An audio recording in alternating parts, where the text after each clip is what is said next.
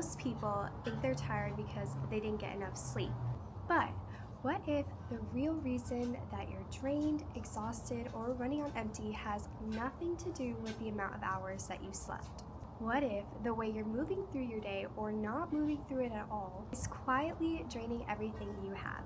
Today we're going to be talking about two things that research shows can completely transform your energy, your mood, and even your relationships. Welcome to week 2. I'm Hannah, and I create free wellness content to help individuals create a life that actually feels good from the inside out. Today we're going to be focusing on the importance of movement and mindfulness to create the life that you desire. And our happiness topics this week are going to challenge the way you see the people around you and even the way you experience your own everyday life.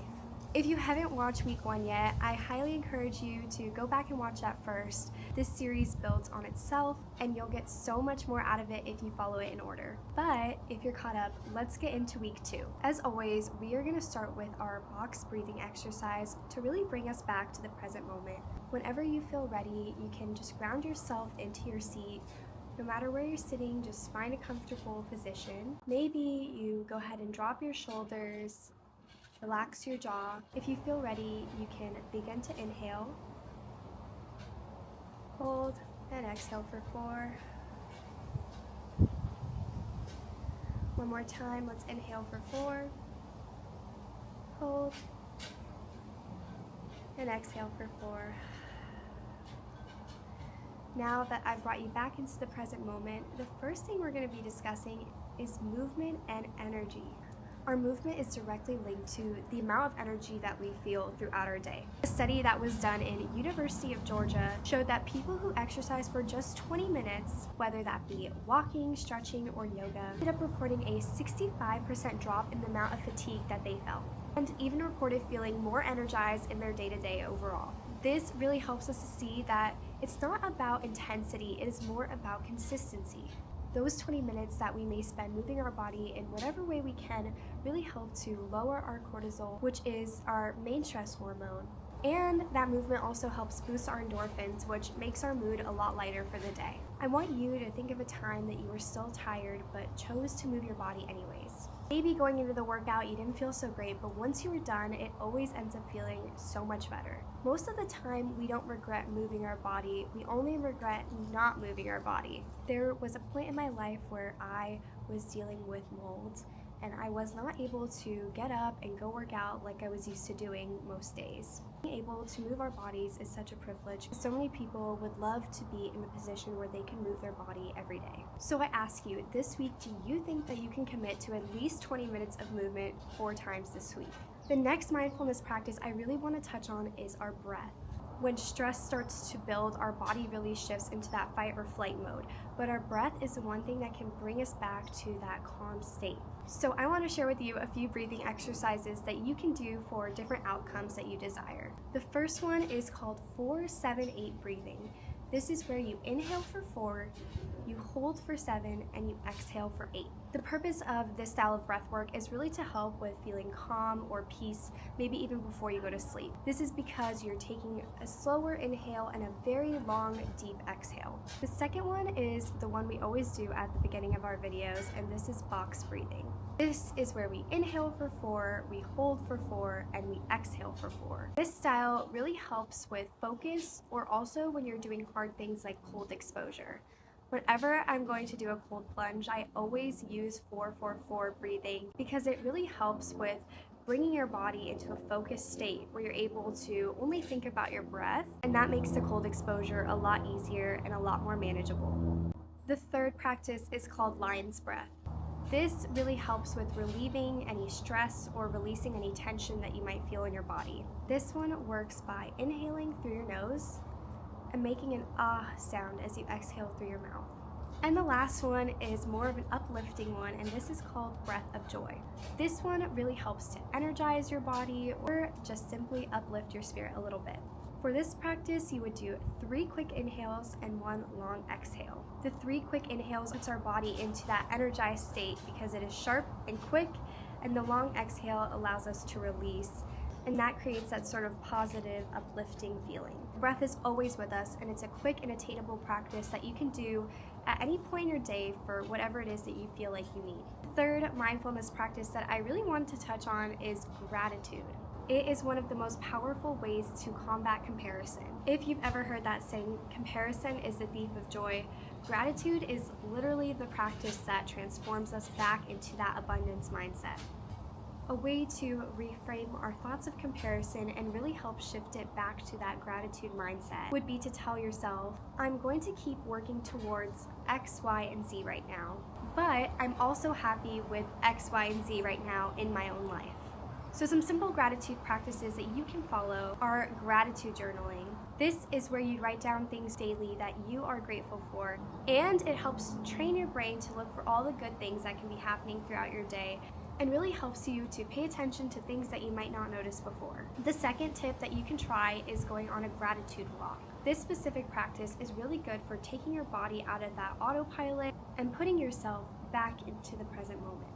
The third thing you can try is a gratitude jar, and this one is a little more fun, but it's where you write yourself notes of things you're grateful for each day, and you can check the jar at the end of the week or even at the end of the year and see all the little things that you were grateful for.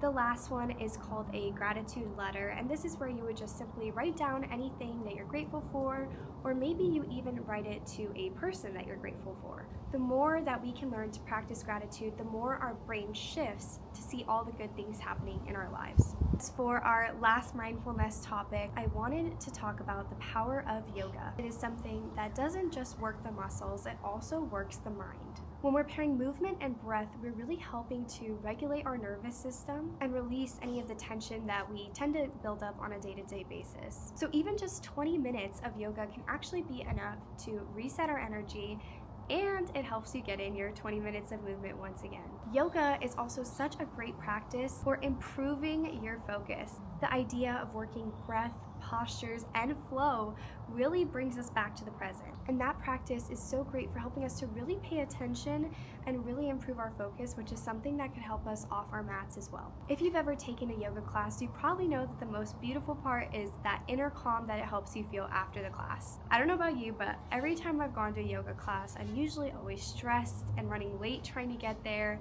And once you leave your class, you're usually thinking to yourself, wow, today is such a good day and I'm so ready to take on my day. So yoga really has the power to shift your entire day, from your mindset to your mood and even the way that you go about interacting with people. All of these little practices we just talked about are things that really help to shift you back into the present moment and get you out of that autopilot. So even practicing one or two of these can have a profound impact on the way you go about each day, and over time that turns into your life. If you've ever been to a flower field, you know that each flower might look the same but bloom at different points and for different reasons. Maybe one flower gets more sunlight and the other will get more sunlight at a later point in the year, but it's just not there yet. This is how we have to think about happiness. Sometimes there are people around us who constantly feel happy, but maybe they're in a season of their life where they're gonna get more sunlight, but your season is yet to come. This leads into our first happiness topic for today, which is boxing people creates filters. Growing up, you probably categorize yourself as the smart friend, the funny friend, or maybe even the responsible friend. Whether it be family, friends, or yourself that put you into that category, something made you feel like you were only good at that specific thing. This is something that really limits us and maybe even limits the people around us. Not putting ourselves or others into boxes is so important because it allows for more creativity and growth in their life. If someone feels constantly categorized as a smart friend and not the creative one, they may never start the creative project that they've been putting off for so long.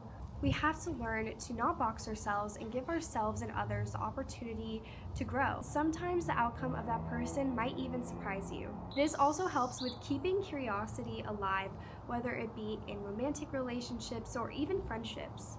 If we always think we know who our partner is or what they will say, it sort of removes that curiosity and that fun, and it puts us into a place of boredom and disconnection. So how do we keep curiosity alive? Well, we have to remove the assumptions and the filters.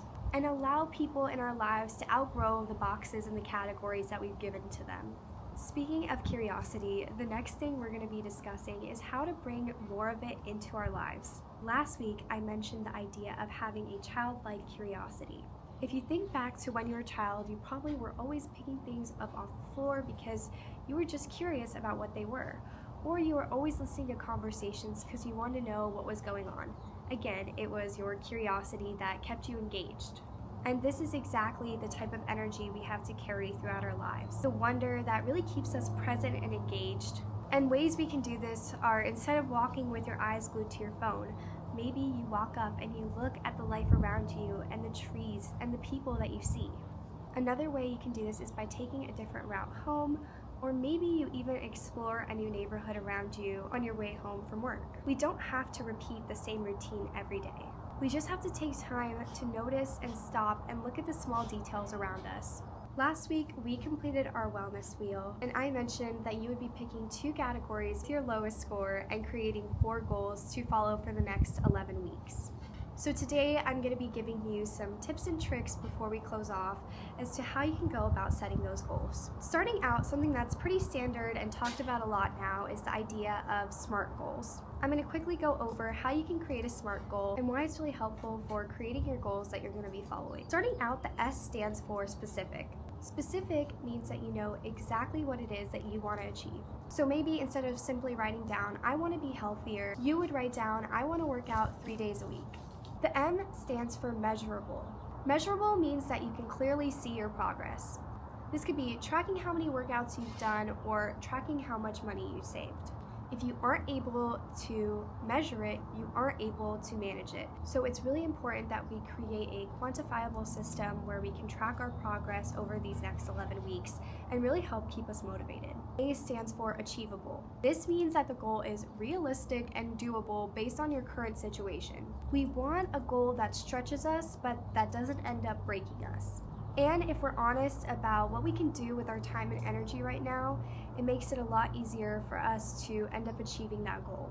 R stands for relevant. That means that this goal either aligns with your current priorities or the purpose that you're up to creating.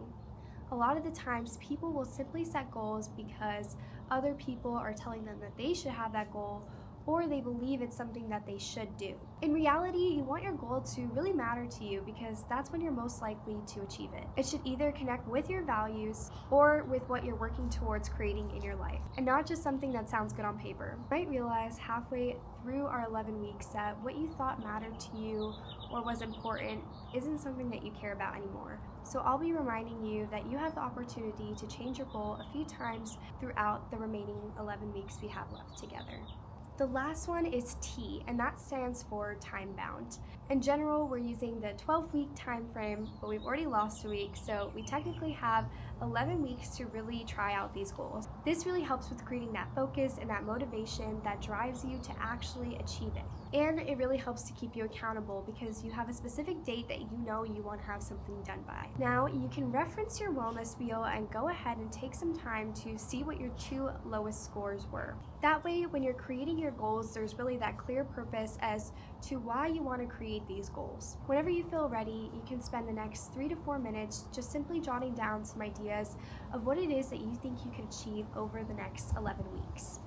You can always pause this video or get to it after, but the purpose of the brainstorming session is to really write down what it is that comes to you and not overthink it too much.